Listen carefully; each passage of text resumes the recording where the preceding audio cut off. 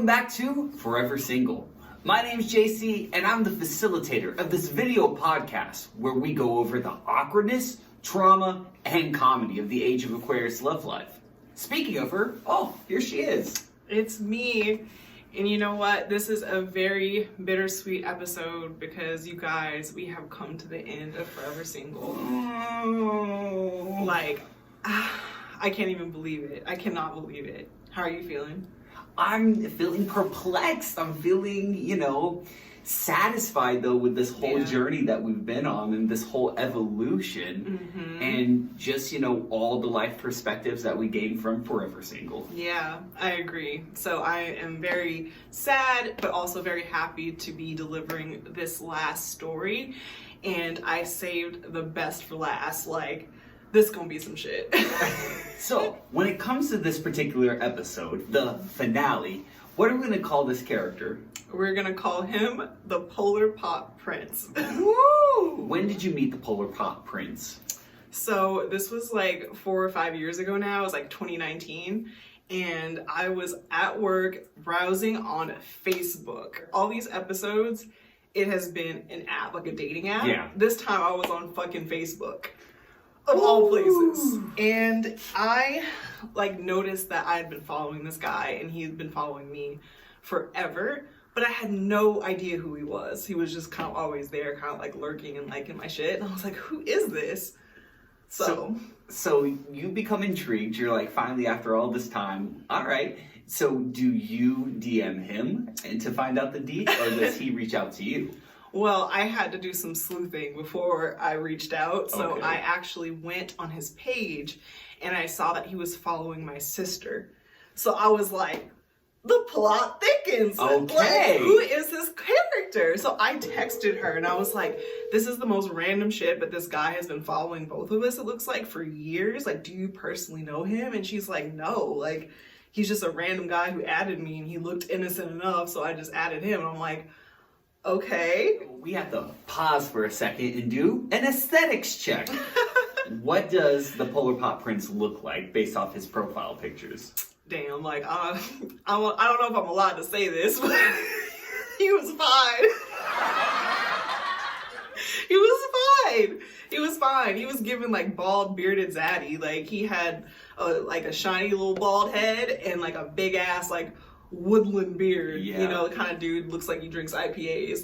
He just seemed like a down to earth kind of just hot local zaddy, Okay. Yeah, so I decided to message him and I Okay. kind of I went straight for the jugular. I was like, hello, I did some investigation and it looks like you're following my sister, but she don't know you, so who are you? What's the story? And he was straight up right back at me. He was like, I thought you were both hot. He said that? Yeah. He was like, I thought you were hot, so I was like, I'm gonna send you a friend request. And I'm like, Well, okay. Well, thanks for being upfront. yeah. So that completely disarmed me, I'm not gonna lie. I was like, ballsy. Yeah. Okay, so you get to a chit-chatted, right? And what Yeah. do you find out about the Polar Pop Prince? So I found out that he was working for the government, which was kind of a hot turn of events because I'm like, he does not look like a government guy. And he's like, yeah, I've been working there for 15 years. So I'm like, adding, subtracting. I was like, okay, he's a little older than me, but he's still hot. And yeah, he just lived by himself in Phoenix, and he just seemed just cool. You are enjoying the conversation with him, Yeah. right? Everything's going well. I'm guessing then you decide that you're going to have a meetup. Yes, so remember the theme of Forever Single is desperation. Absolutely. So I talked to him for all of 2 days before I was like, listen, listen, there's this event coming up this weekend on a Saturday, and it's it was a record pop-up. Yeah. And so I was like, hey, I know this is short notice, you don't know me, I don't know you, but you seem cool, so would you like to meet me there? That was really bold of me. The day comes around. Yeah. What is it like?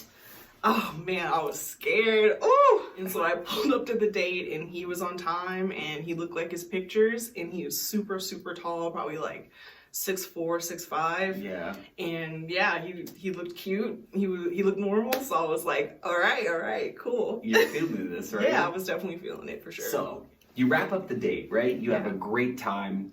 What happens next? Oh my God. Like, listen, your girl is not good. Like, I felt that I had met like the man of my dreams. Yeah. Like, it was probably one of the best dates I'd ever had. And like, it just, there was no problem whatsoever there. And I was like calling people up. I was like, this date, like, I was not paying attention in traffic driving on the way home. Like, I was just like, oh my goodness. We spent like 3 hours together, which is like a fucking red flag. Yeah. But we spent 3 full nonstop hours together where I was going to plans following that, and I was like calling the person going, hey, like I need like 3 more minutes. Like I was ready to cancel my other plans to like spend more time with this guy. So after the date, hook, line, and sinker, I was in. How was he feeling on his end?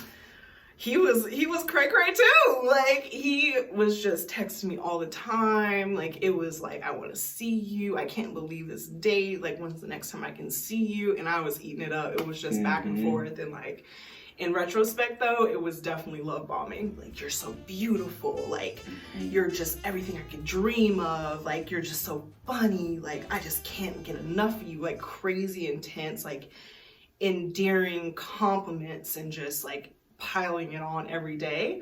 But desperation, like, I loved it. I did not see it as love bombing until, you know, after the fact. So Yeah. What happens next in this saga? yeah, so as much as we laugh, like, I definitely was in love. Like, even in retrospect, like, I feel like that's like once in a lifetime where you can like fall in love with a stranger. But like, I genuinely did. Like, there was a lot of toxicity that we're gonna get to, but I was genuinely so in love with him, and I just wanted like to have the full wife life. And it was during Christmas break, and he was like, oh yeah, I'm just chilling at my house, like I'm on vacation, I have like a week off of work, blah blah blah. And I was like, I want to be part of your life every moment, so can I come over and see your house? Even though I've only known him for a week at this point. Maybe 2 weeks. And what does he do? Does he give you the Mr. Rogers welcome in, or? No, he like completely was like, you are not coming over to my house. And I was like, what? So I was just like, oh, okay, like, what are you doing then? Like, what's so bad that I can't go over to your house? Yeah. Like, I'm over here thinking the worst case scenario at this point. And he's just like, well, I'm drinking, like I'm day drinking. Okay. And I was like, it's like 10 a.m. Yeah.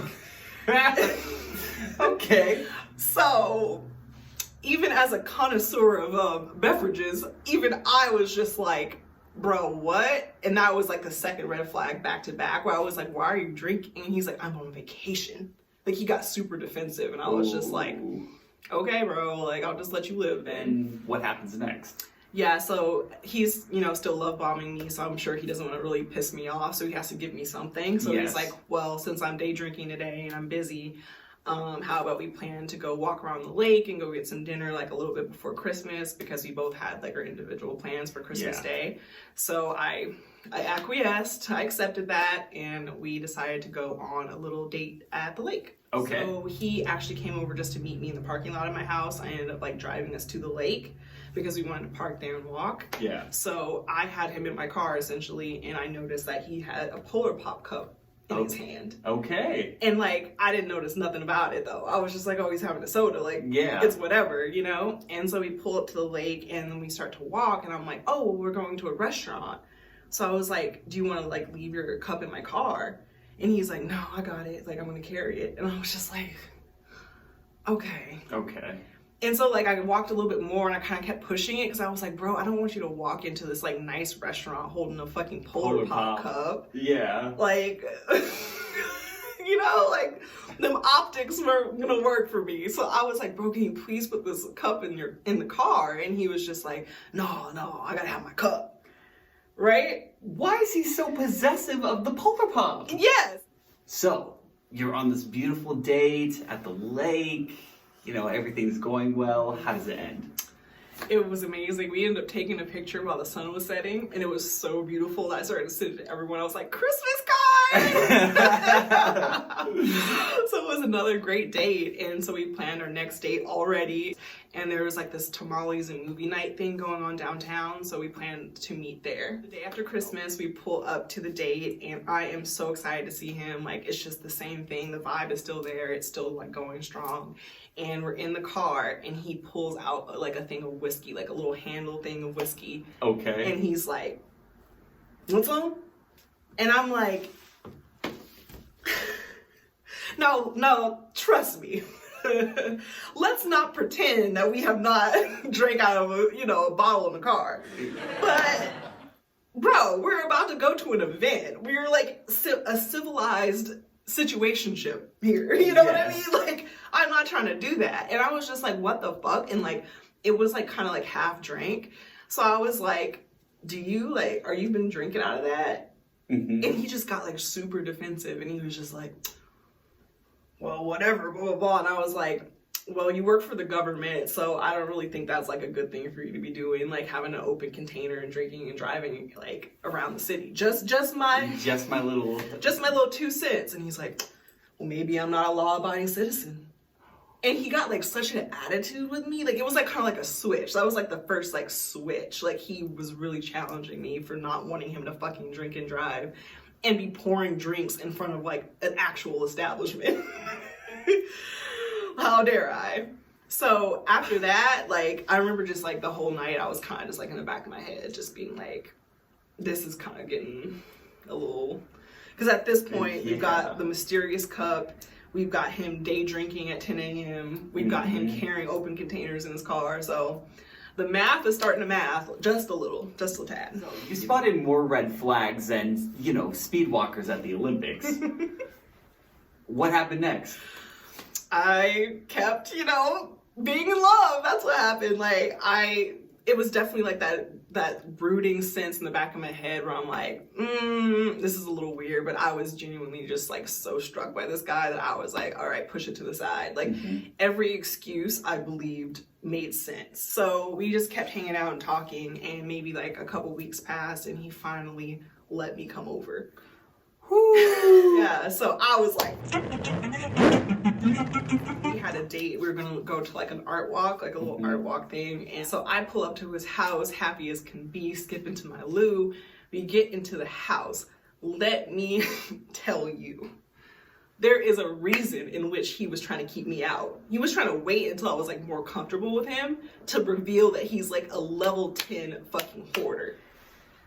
And like, I want to tread lightly here because like hoarding is like technically kind of like a mental illness. So like, if you're not keeping your place up, like that's not like a moral failing of any sort. But like, he knew that like his house was in that state, and it was just like pretty shocking. How does he have this level of demolition? Was it like filled? It was filled, bro. Like, it was like the sinks were like piled with dirty dishes, and he had like a dog that was like nasty, like little dog feet walking everywhere, and like the couch was all torn up, the bed had no sheets on it, and he had a back room that he would not let me go into. Like, during this entire saga, he never let me once go into the back room, not even one time. I tried to rush him at a point later, this is way later, to get back there, because I'm like, what the fuck is back there? And he straight up caught me like grabbing a cat by its scruff. Like, he was serious about me not going into that back room. So like, he had some shit in there, I don't know. The bathroom was fucking dirty. It had hair everywhere, toothpaste, like it was so nasty. And then, of course, I like to open the fridge. You opened the fridge? I did. What? But I didn't like. Repugnant smell created a plume in your face. No, it wasn't even that. Like, he had no food. He literally just had a fucking handle of whiskey. Like, one of those big boys that are like $40. Yeah. It's like a jug. He had a jug of frozen whiskey in his fucking freezer. My God. Yeah. But yeah, so we were supposed to go to the art walk thing, and I'm like checking out the house. I'm like, let's go. Like, let's go. We gotta go. We gotta go. Oh my gosh. Wait for this. So I'm like grabbing my stuff back up, and I'm like ready to go, and he's just like, I'm thinking he's gonna take us because he knows where the fuck it's at. Yeah. And he's like, I've been drinking, like, I can't drive. I'm like, what do you mean? Like, the time span JC, between me leaving my house and getting to his house had to be like 25 minutes. I'm like, so 25 minutes, that's all it took for you to crack a fucking bottle and just start chugging it? Like, bro. And then he doesn't even communicate this, so it was all a setup. That way I'm gonna have to drive. And I put my foot down that night. I was like, no, bro. I was like, we are gonna have to get to this art event at some other way. Mm-hmm. Like, he's like, let's take the light rail.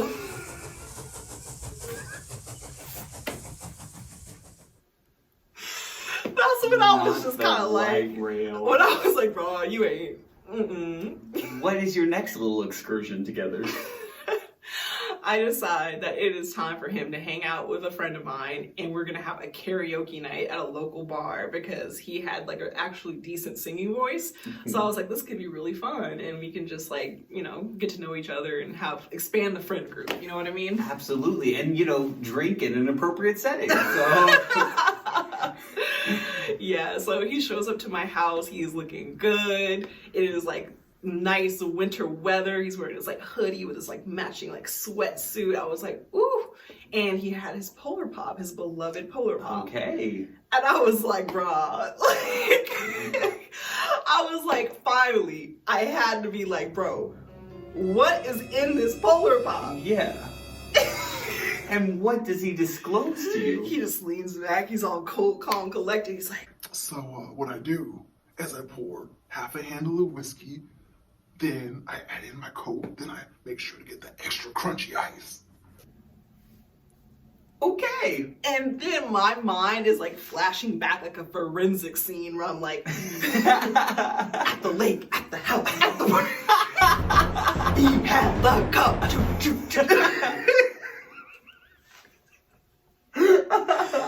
My fucking mind is finally piecing that together, and I just to check, I was like, so like, you just like bought that for tonight? Because like it's definitely a drinking occasion. So I'm like, okay, did you just bring it? Like, is it full of whiskey tonight, or has it been full of whiskey? And he's like, this is my road soda. I'm like, Road soda. road soda? This entire time, like, he has been drinking like an open cup of fucking liquor, just walking around town. Every date we've gone on so far, he's been drinking or intoxicated at some level. Wow. Like, he's sipping on that shit like you'd be sipping on water. Like, I'm not even gonna get into the story, but we went on a hike in between all this, and he still had the fucking Polar Pop. On the hike? On the hike, bro. Mm-hmm. Like, he's subsisting off of fucking Jack Daniels. What the heck? Yeah. I was just like livid, of course, but like everything, just the timing, like I didn't have like, I couldn't address it in the full way that I wanted to. It was just like, I got that information, I was shooketh, but I had to go, to the karaoke thing. Like, I was late, And so, yeah, we get to karaoke night and we were drinking ourselves under the table, and like, I was having a really good time actually. And I did a lot of karaoke, and when it was his turn to get up, like, he was like live blacking at this point, and he started forgetting the lyrics of the song. So I was like, ooh. Get the cane, come on, quickly. Yeah. So I was like trying to pull him off stage, and like he was just like, I don't know what happened. I don't know what happened. I think I know what happened. His good friend named Jack. Yeah. So I like get him in the bathroom somehow, and I'm like pulling up to the bar to get like another shot for myself, and the bartender, who has seen it all, like this is like a shady ass dive bar with crazy karaoke every Thursday night. Even this seasoned veteran of bartending looks me in the eye, and he's like, is he okay? And like, he wasn't even like, he's gotta get out of here. He's like, I'm really concerned about like his well-being right now. Like, he's very fucking intoxicated. And I was like, So once the bartender started to fucking be scared, I was like, I gotta take his ass home. We got to go. We got to bounce. So we bounced up out of there, and he ended up crashing in my room. I had like barely like a queen size bed at the time. So we've got a grown ass man, and I am 5'10". We are sleeping in this bed together. He is passed out snoring all fucking night. The worst night of sleep ever. I'm so mad. I'm still thinking about the Polar Pop. He got us like almost kicked out of the bar. You know what I mean? Like, I was just like, oh, bro, Like fuming. Like you're in like almost in your 40s. Like he's probably like 41. Yeah. I'm just like, So the next morning I had to go to work. It was a Friday. Dumb I know. Young and dumb, and broke. High school kids. Is that what it goes? Young, dumb, and broke. Young, dumb. Something like that. Yeah, so I was hungover as fuck, and I was like waking him up because I know that I don't know what he was doing, but I know he had to get the fuck out of there. And so I was like, I gotta go to work. You gotta like get it together. He was waking up all hella slow, all quaking and aching and, sewn together. And he has the audacity. He purchased the audacity. His eyes weren't even open. He was like this. And he reached over and had some cube shells and started grabbing for the Polar Pop. When I tell you that, like, I fucking reacted. I'm sorry. At that point, I had nothing left in me for this, like, the patience for this man. Like, I literally took my hand and just hit the cup out of his hand. Like, for going my carpet, noise complaints. I said, what the fuck? I backhanded that cup out of his hand. And I said, what the fuck, bro? Like, it is literally like 6 a.m. Yeah. How does everything progress from here? After that, I was of course skeeved out, but I was still like in love. So I'm just like, oh man, like, when the person you love is down, you don't leave them hanging. So I was still trying to just like move on, I guess. Like I was hoping maybe he got it or something like that. And also like we're like really getting back into our work schedules and stuff. So I was like, maybe it'll taper off once we get into the swing of the year. And so of course I had all the hope in the world, And so he decides that he's gonna start flipping shit on me. Like what? His whole attitude changed after that night. Cause it's like he got exposed essentially, and he was just like he was not feeling it, so he started just being a total fucking asshole to me. Like, he was talking mad shit and just like saying some really mean things to me. So I was just like, all right, well, this is weird, but I'm going to, drive the nail into the coffin. So I'm like, what are we? Oh. I asked, what are we? Red alert, everybody. Yes. So this is the man who just met my friends, who I have spent so much time with, who I'm so into. He's just like, this is on the phone, and he was like, I'm just enjoying getting to know you.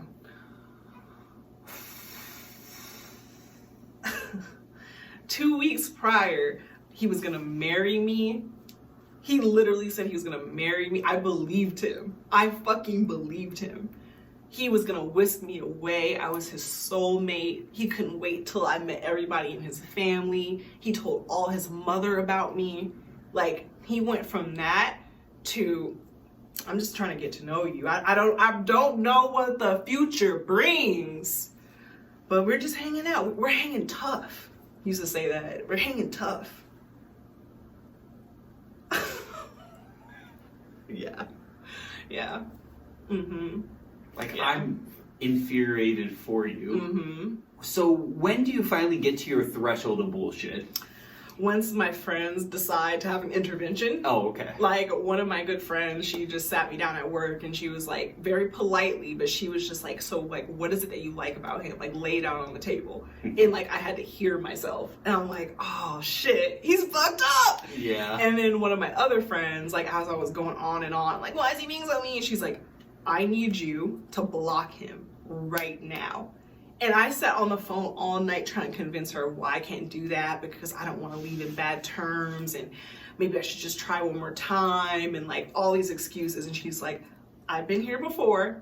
The only way that you're going to get past this is if you block him, if you're the one to do it. While he's in the middle of playing me, like, get him where he like doesn't expect it. You know what I mean? He thinks he has me on a string. So if I just cut it, I can save some dignity. So I blocked him from all social media, and I blocked his phone number, and I pretty much, there was like nothing after that. Like, I was just good. Silence. wonder. Like some time went by, maybe like a month and a half, and so it was my birthday, and so I ended up going on a little birthday trip and like spending some time by myself and just like thinking and reflecting, and I just started to feel just like this generosity in my spirit. I was like, refreshed, new year, new me, and I was like, let's just let bygones be bygones. Oh, here like, we go. I don't have to hold a grudge in my heart. Let me just unblock him. And immediately the texts start flooding in, and he was just like instantly back to his bullshit. Like, nice, sweet. He started with like almost like, where's my hug? He was just like, so you about to go on a trip without me? Oh, I fucking blocked your ass because you're being mean and cruel. And I was like, well, you didn't say you wanted to go. get out of here. Oh man. Stop. He got me good though. He really fucking got me good. Like, I was down bad. It's like those like memes of like when water droplets go on your phone.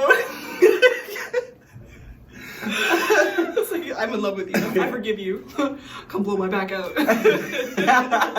So you have a reconciliation of sorts, Yeah. right? All right. And what happened? So a week later, I get back from my my birthday vacation, and I'm at work, and the texting in general is like a little bit slower than usual, but I basically, during that conversation, I was like, hey, I blocked you for this reason, like I need you to act right. He was like, I will act right. I'm like, good. And so I got back to work, and he ended up texting me in the middle of the day, and I think it was like a Wednesday or something. He was like, hey, like, there's a band that's playing, and I really want to go see him, but it's like out of town about an hour or two, so like I was wondering if you would want to go with me, and like we can get a hotel that night and like spend the whole weekend together, but we have to go like tomorrow, and I know you have work and you just took a week off for your birthday, so like, can you swing it? And I'm like, yes. Oh, yes. Like, you can imagine my joy of like him out of the middle of the day thinking of me, and it's such a sweet message, and wants to have like a little vacation. And so I was just like, oh man, like I will do anything. Like it is time to break my leg to get out of work, right? So I don't know what happened, like a couple hours went by, I got busy or something, and I finally just like get back on my phone, and I don't know what compelled me, maybe Jesus Christ, but I got on Instagram and saw on his story that he had basically pushed the same message out to like all of his followers. And then I got on Facebook and saw every app, Facebook, Snapchat, everything. He had like basically made a promo post to say, hey, anyone down to like ride? Anyone down to take me to the show? Like, I'll pay for your gas money. Like, So he had no intention of like actually having a vacation with me. Like, he just knew that he had freshly reconciled with me. He thought that he got me, and that I was the one who's gonna take the bait. Well, little did he know you ain't no fool. Mama did not raise, at this point, a 3-trip bitch. Okay? I said, I'm a lock. Did not say a word, did not say, hey, I can't go, I can go, this, that, the other. I did not confront him. I just blocked him again. Yeah. So what would you say you learned from this whole experience? Oh my God. Like, I feel like this was one of the biggest learning lessons of my entire life. When I like reflect upon this story, like I was a girl, a mere girl, because I just did not know any better. And so the learning lesson is just to have a lot more like self-respect. Just don't take so long to kind of act on your intuition. Absolutely. Yeah. So we've done various Forever Singles. This is our last one, of course, right? You've had a journey from, you know, feeble, meek, young, desperate, looking for love, to a taken woman. Yes, I am a taken woman, and I think that that is why, just for my disclaimer, at the end of Forever Single is that I have definitely had it run its course, and I want all this behind me. It was fun. I really am so happy that I got to share all of these stories. But yes, I'm riding off into the sunset with my prince now, so I win. Forever Single no more. Ah, well, I guess that kind of wraps it up. My name's JC. And I'm Age of the Aquarius, baby. Thank you guys so much for the last few years of amazing stories from my online dating life. See ya. You did it! Yes! That was your last forever That single. was my last forever single. That's crazy to me. Yes.